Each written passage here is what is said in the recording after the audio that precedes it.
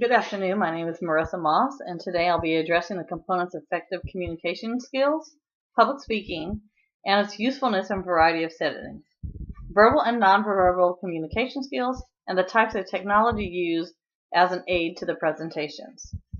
Conversation management skills are important in business, work, and school in order to build relationships with the people you deal with on a daily basis. This skill can help people to understand each other and get along with one another. Effective communication in all settings can stop a lot of unnecessary drama that occurs when people have lack of communication. The way we speak is important in a social or business setting because we need to make a good impression in order to gain any accomplishments.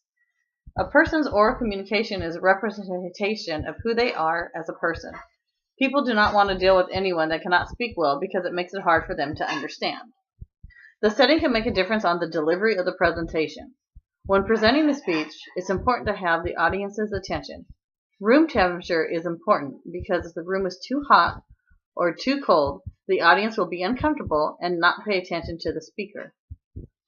Make sure the seating is arranged in a way that the entire audience can see the speaker, because if they can't see the speaker, they will have no interest in listening. It is also important to have a good sound system in order to hear the speaker clearly. Speaking outside is more difficult than speaking in the inside venue. There are many distractions when an audience is sitting outside. The audience can hear the outside noise such as passing of cars, birds or other animals, people chit-chatting as they are around them. The audience can hear outside noise and it could stop them from paying any attention to what the speaker is saying. When a speech is not interesting, it will be easy for the audience to focus on all the outside noise instead of the speaker. So you have to make sure you know your content and you keep the speech interesting in order to gain the audience's attention and keep their attention. It is hard to control the setting outside compared to inside because there's so much going on. Make sure there's a good sound system so that can help keep their interest. And another idea would have a large tent set up with the chairs arranged under it to keep the audience focused and protected from the outside elements. This will also be able to keep their interest because they're not paying attention to what is going on around them. Nonverbal communication without words. Nonverbal communication is a display of behavior such as facial expressions, hand gestures, eyes, and touching. Other means of nonverbal communication are a person's attire, posture, and the space between individuals. A person can influence certain situations.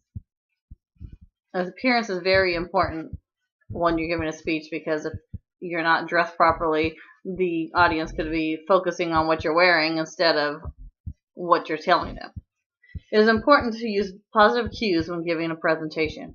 You should always have good posture, use hand gestures, and make eye contact, and nod your head and smile and laugh when it is appropriate.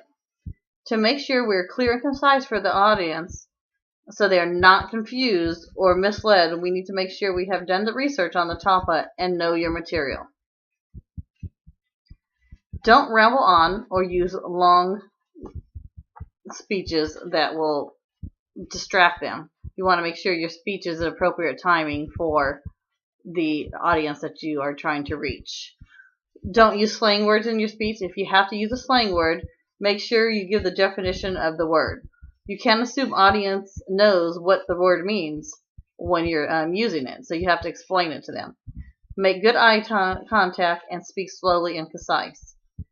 When making a PowerPoint presentation, it is more effective if you keep the slides simple.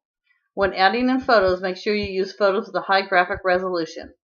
Do not use a lot of graphics and colors in the presentation because it will take away from the content you are trying to present.